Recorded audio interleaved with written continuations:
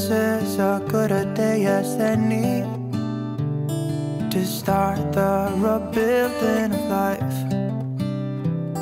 The roads that lay open are many when the old one's gone under the knife.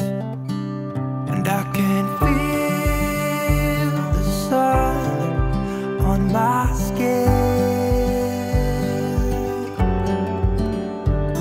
beginning to thaw from within.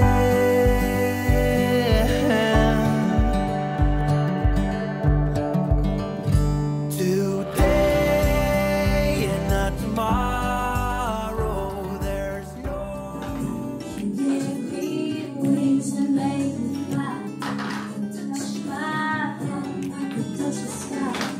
I lose my faith, you give it back to me. You said no star was out of reach. You stood by me and I stood tall. I had your love, I had it all. I'm grateful for each day you gave me. Maybe I know that much, but I know as much is true. You were always there for me, the tender wind that carried me.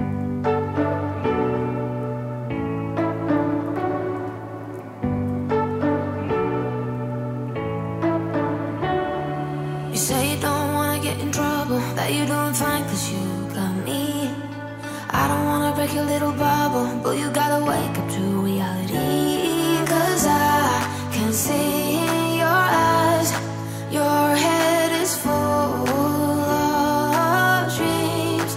Tears aren't proof of failure, you just gotta let them flow without you. Hello everyone! Alam niyo ba, hindi ko alam kung anong oras na ngayon. I feel like mga 2 or 3 a.m. na. After 4 nights, guys, ganito na ako.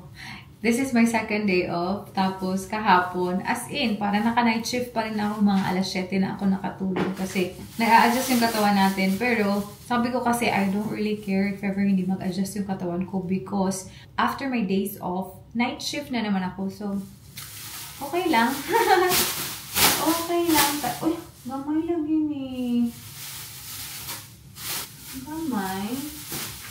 Anyway, okay. Nawala na po. Okay lang if ever gising tayo sa mga oras na to. Ay.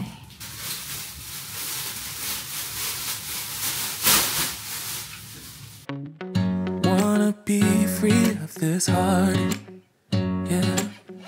Wanna feel your arms around me. I need you more, need you here, more than I would like to admit. Let's forget about tomorrow, yeah. Should I hide away forever? Should I close my eyes and never again hold you tight, call you mine, think about you every time? I remember that it's over, yeah. You never break, you never lie, you never ever scared of the dark. So why am I the one who cries? I'm so afraid to be left behind. I think about you a lot, it's almost like I can't stop, yeah, yeah. You never lose an argument, so I've been trying hard to pretend that I'm okay, it's just a phase. Tapos na ako sa aking paglilinis, guys. We're gonna have some chicharon. Ay, ang sarap. Nabili namin to sa Asian store. Hindi to yung galing sa Pilipinas. Naubos na yan. Nag-watch ako ng vlog ni ate. Ang cute ni Indy. Indy is super cute. Combination talaga siya ni Arlo at saka Ella. Ang bait-bait pa na bata.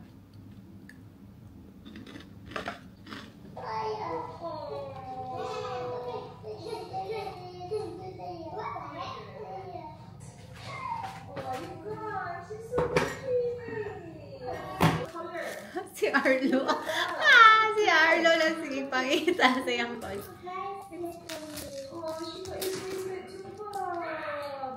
Oh, Arlo, so sad.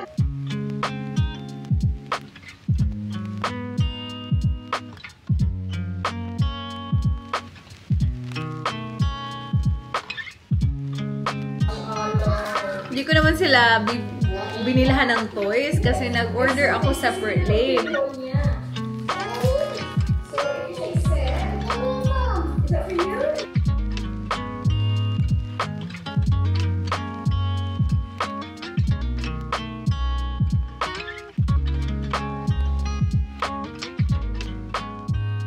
Nag-i-edit lang pala ako dito. It's already 4:25, guys. Nag-message mo siya sa akin na tomorrow magbe-breakfast daw kami. Sabi ko, okay, sige, go. I think mga 4 kami or 5 ba kami magbe-breakfast bukas.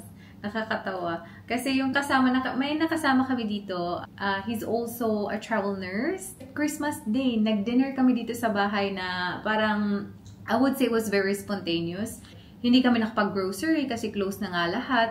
So, wala, nakakatawa lang yung kinain namin roast pork at saka nakabili din siya. For some reason, meron siyang nabilhan. So, yun, nagkain-kain kami dito. And tomorrow siya yung kasama namin at saka yung dalawang friends ni Michelle. Basta breakfast tayo and it's Filipino na restaurant. So, I'm so excited. Nakita ko na yung menu nila. They have mga silog. Tinitingnan ko yung menu nila. Sabi ko talaga, naglalaway na ako, ginugutom ako, kaya kumain ako ng chicharon. And now, nagtiti tayo kasi nga, naparami ata yung kain natin ng chicharon. So, ayun lang. I'm just gonna finish my editing kasi, alam nyo ba, I've been doing night shifts and struggle talaga yan makapag-edit kasi 10 hours yung night shift natin, patay talaga yung katawan ko. So, ngayon na day off ko, tinatry ko talaga yung best ko na i-edit lahat ng mga vlogs natin, especially yung vlogs natin sa Vietnam. So, as in, sobrang na-stress ako na sabi ko, oh my God, gusto ko na matapos yung Vietnam vlogs kasi gusto ko na move on. Australia vlog na tayo kasi I've been here for quite a while na din and medyo mahaba din kasi yung vlog natin sa Vietnam because we've been there for how many days? 10 days ata tayo doon and almost every day I do vlogs. So, ayun, parang minamadali ko na yung Vietnam. Good morning, guys. My God, wala talaga akong tulog. Hindi ako nakatulog. Kaloka. But anyway, that's okay. It's 6:56 and siguro matatapos sila, Michelle, sa work, mga 7:20. I just wanna be ready. Kasi magtatapon pa ako ng basura. Really love this room kasi grabe yung mirror, guys. Mapapa. See? Mapapa-tiktok ka sa mirror, guys. Pag wala akong ginagawa, tiktok lang ako dito. Tapos pina-private ko lang naman. I'm just gonna put some blush on para may kulay naman yung ating mukha. Ayan. Fresh na ba tayo? Overbook. Fresh na ba tayo niyan? Parang may tulog tayo May pink-pink sa cheeks at saka sa lips. Anyway, tapos na yung shift nila. It's 7:07. Nag-miss call si Michelle pero hindi ko alam kung papunta na ba sila dito. Sabi ko kasi sa kanya, mag-message ka pag pupunta na kayo dito because ilalabas ko pa yung basurahan. Para diretsyo na ba, hindi na ako babalik dito. And medyo malamig sa labas. Morning dito at saka gabi, malamig. The rest of the day, medyo mainit din dito talaga. Ayan ba? That's it. So excited to eat. Ay, alam nyo ba, meron din silang halo-halo. Tsaka naman siguro mag-halo-halo ng morning. Guys, nag-message na si Michelle. Papunta na daw sila dito. It's 7:27. We are gonna go. I'm not gonna bring my camera, guys. I don't think I'm gonna be able to vlog kasi bago yung mga kasama natin. And the other one knows what I'm doing na I'm vlogging, but the other one doesn't. So, you know, secret. Secret is the key. Bye, guys. Bakit andito ako sa toilet?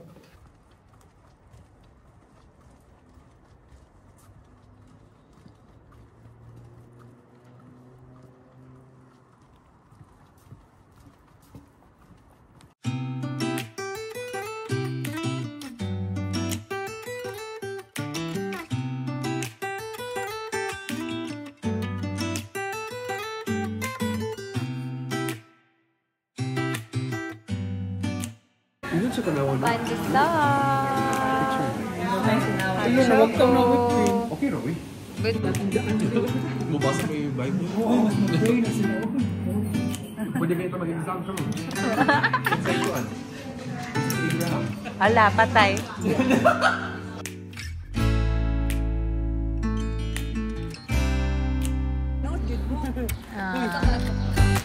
Sampai ko siya dito ay. Gumatang siya. That's smart.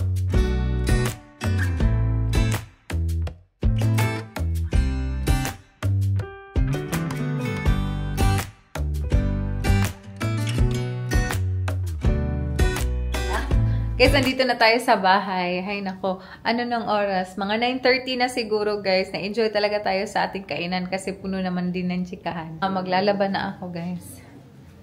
Nakakatawa talaga yung mga kasama natin today. Tapos, doon naman sa restaurant, guys, I highly recommend it kasi masarap talaga siya. Masarap sila. So, one of these days, babalik tayo doon. I-try natin yung ibang putahe nila. And hindi tayo nakapag-try ng halo-halo. So, next time, maghalo-halo tayo.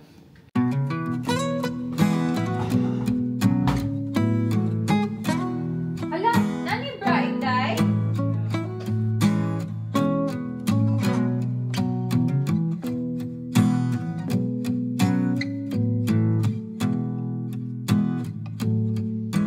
Good evening, guys! We are very alive. Sobrang late ko nagising. Like, I woke up at around maybe 6:30 p.m. Kasi nga, grabe naman din, nag-breakfast tayo and I think I slept at around 10 in the morning na.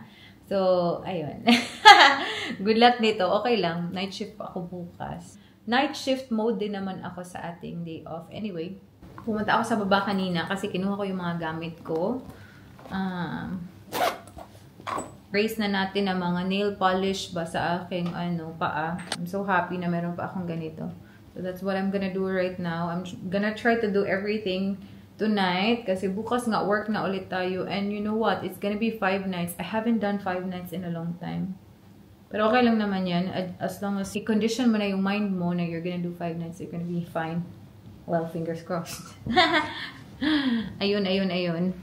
I'm just watching Hell's Kitchen. Ang ganda pala ng LG na TV kasi may mga channels or mga shows na mainly sa LG TV mo lang makikita. Meron kaming Korean channels na paulit-ulit lang talaga nilang pinaplay. Like, I think from morning to night time, isang whole movie or isang series lang ang pinaplay nila.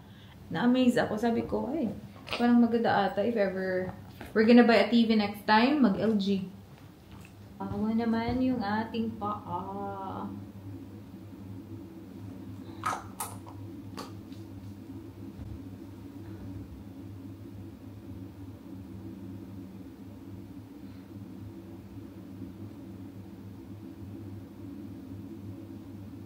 Nanalo ang girls. I'm gonna try to sleep early today. Ngayon na lang.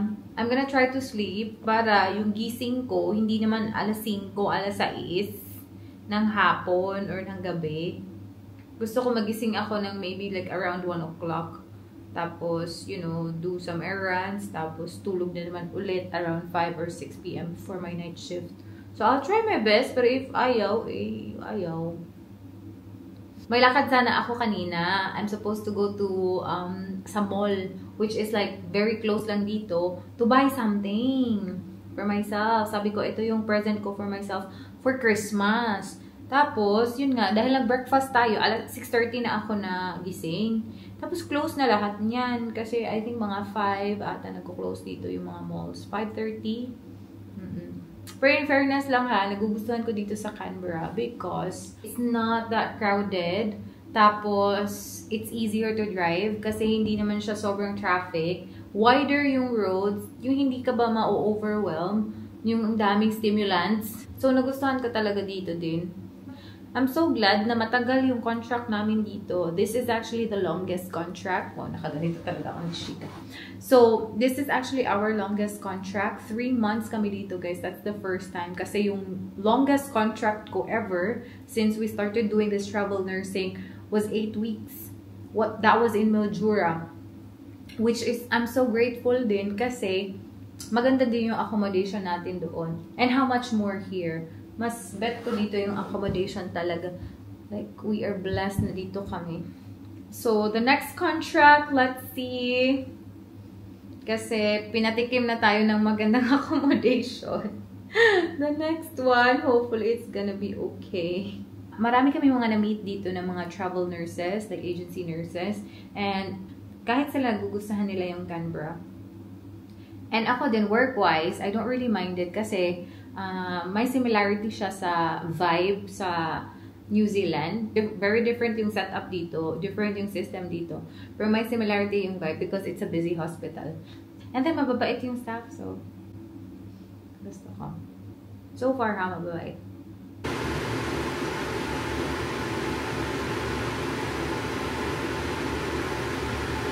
Itsura, patanan.